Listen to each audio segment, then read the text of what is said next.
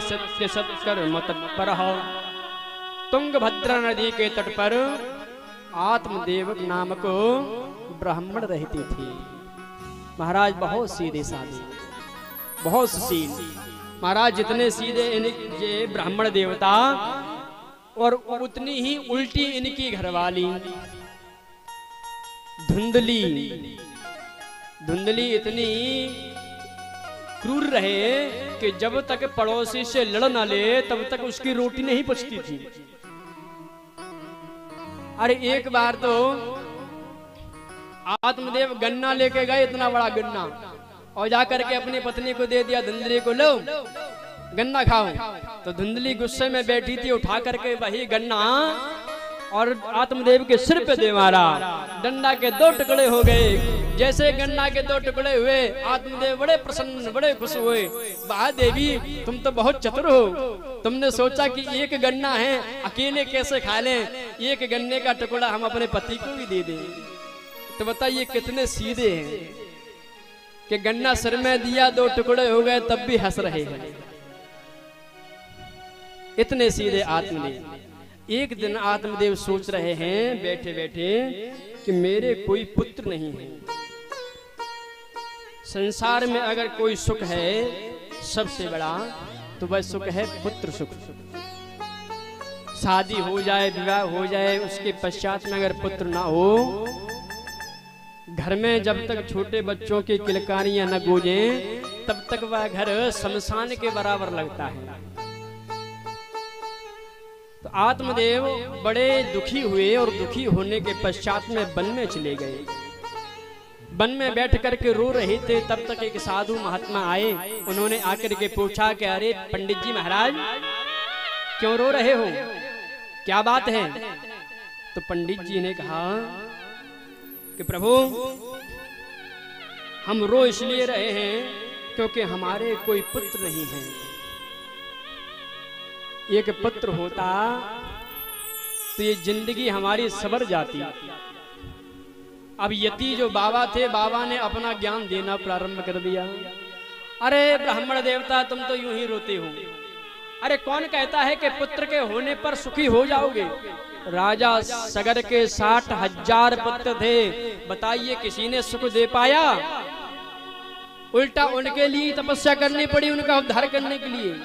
जरूरी नहीं है कि पुत्र होने के बाद सुख मिले। बहुत से पुत्र उल्टा पनाह लिए घूमते हैं पिता के लिए। जरूरी नहीं है कि पुत्र से सुख मिले। क्यों? क्योंकि तो बाबा हैं, बाबा वाला ज्ञान उन्होंने शुरू कर दिया।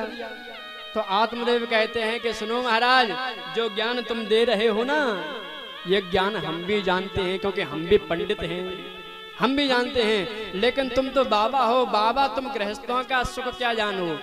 गृहस्थो सरसो लोके पुत्र पुत्र समन्वितः। गृहस्थी का सुख तो बच्चों में ही है। अरे अगर विवाह ना किया होता तो क्यों हम रोते बच्चे के लिए? अगर गृहस्थ में प्रवेश किया है तो बच्चा होना भी अब जरूरी है। बहुत समझाया पर आत्मदेव नहीं माने। बाबा ने कहा, देखो आत्मदेव, हम तुम्हारे मस्तक की रेखा पढ़ करके बता रहे हैं। इस मस्तक की रेखा में लिखा हुआ है कि इस जन्म तो छोड़ो, 7 जन्म तक तुम्हारे कोई पुत्र नहीं होने वाला। अब तो आत्मदेव और रोने लगे। अभी तो एक ही जन्म की बात थी, अब तो 7 जन्म की और पोल खुल गई कि 7 जन्म तक पुत्र नहीं होगा। अब तो पैर पकड़ लिए साधु के कि महाराज मैं जानता हूं, मोर वचन चाहे पर जाए फीका और संत वचन पत्थर की लीका। ये भगवान कहते हैं, अरे भगवान ने हमारे भाग्य में पुत्र नहीं दिया है, कोई बात नहीं, पर मैं जानता हूं आपकी अगर कृपा हो जाएगी तो पुत्र जरूर मिल जाएगा। तो संत ने समझा कि ये मानेगा नहीं, इसे पुत्र चाहिए, तो एक फल दे दिया, जाओ अपनी पत्नी को दे देना। घर आकर के पत्नी को फल दे दिया, कहा कि इसको खा लेना तो इससे पुत्र होगा। अब इसकी घरवाली बड़ी ओटकी, ऐसी उत्पाती सोच रही है। फल भक्षेण गर्भस्यात् गर्भेणोदर वृद्धिता। फल खा लेंगे तो पेट बढ़ जाएगा, बच्चा होगा, और पेट बढ़ जाएगा। कहीं डाकुओं की अगर कहीं डकैती पड़ गई गांव में तो हम तो भगो नहीं पाएंगे। घर में कहूँ आग लग गई तो नहीं भग पाएंगे। और महाराज पेट बड़ा हो गया तो भोजन कम हो जाएगा, कमजोर हो जाएंगे। एवं कुतर्क योगेना तत्फलम नेव भक्षितम। ऐसे कुतर्क करते करते उसने फल नहीं खाया, उस फल को गाय को खिला दिया। तो महाराज गाय को तो एक सुंदर बालक का जन्म हुआ जिसका नाम गोकर्ण रखा गया। और धुंधली की बहन के जो पुत्र है वह पुत्र जब धुंधली ने ले लिया तो उसका नाम धुंधकारी रखा गया। दोनों बच्चे जब बड़े हुए तो दोनों ही विख्यात, एक विख्यात हुआ एक कुख्यात हुआ। गोकर्ण पंडितो ज्ञानी धुंधकारी महाखल। गोकर्ण जी तो पंडित जी हैं, विद्वान। पंडित किसे कहते हैं? पंडित कहते हैं सत असत विवेचनीय बुद्धि स पंडितः। जो सत्य असत्य को जानने की बुद्धि रखता है उसे पंडित कहा जाता है। तो गोकर्ण जी तो पंडित बन गए।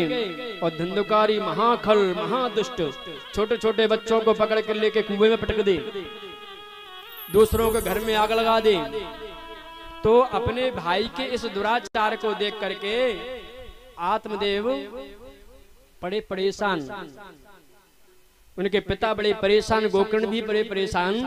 एक बार पहले रोए थे आत्मदेव, क्यों? क्योंकि पुत्र नहीं है। और आज फिर बैठ के रो रहे हैं, क्यों? कि पुत्र है तो ऐसा क्यों है?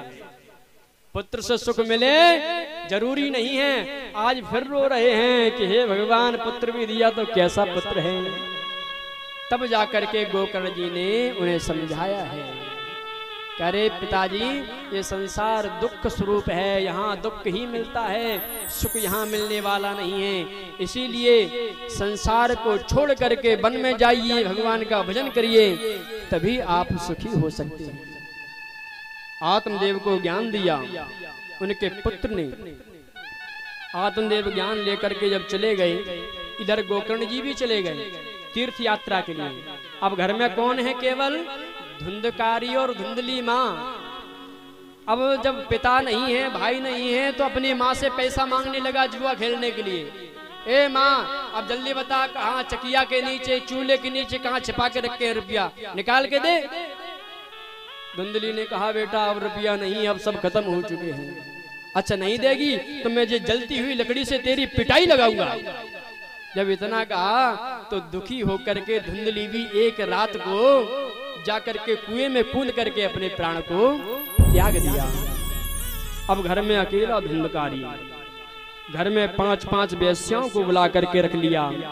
एक दिन राजा के यहाँ जाकर के कुछ सामान चुरा ले आया, धन चुरा लाया। और घर आकर के जब बहुत सारा धन उन वेश्याओं को दिया तो वेश्याओं ने समझ लिया कि राजा का धन लेकर के आया है, और अगर ये कहीं पकड़ा गया तो हम सब भी जेल जाएंगे। तो क्या करें? सभी वेश्याओं ने मिल करके रातों रात खटिया पे ही बांध दिया और बांध करके पिटाई लगाना चालू कर दिया। जब महाराज वह चिल्लाने लगा तो एक वेश्या दौड़ करके गई, चूल्हे में से अंगारे भर लाई, कोला जलते हुए, और उसके मुंह में भर दिए। जलते हुए कोले जब मुंह में भरे हैं तो महाराज उसके प्राण निकल गए। बड़ा भयंकर प्रेत बना। सुखदेव जी कहते हैं कि जो स्त्री केवल पैसों के लिए ही बनी है, जो केवल पैसों से ही प्रेम करती है, ऐसी स्त्री का कभी भरोसा नहीं करना चाहिए। आज धुंधकारी बड़ा भयानक प्रेत बना। गोकर्ण जी को पता चला, तीर्थ घूम रहे थे और घूमते घूमते कहाँ पहुंचे? गया। आपने शायद सुना होगा कि जब कोई अपने पितर परेशान होते हैं या रुष्ट हो जाते हैं या तृप्त नहीं होते हैं तो अपन क्या कराते हैं? गया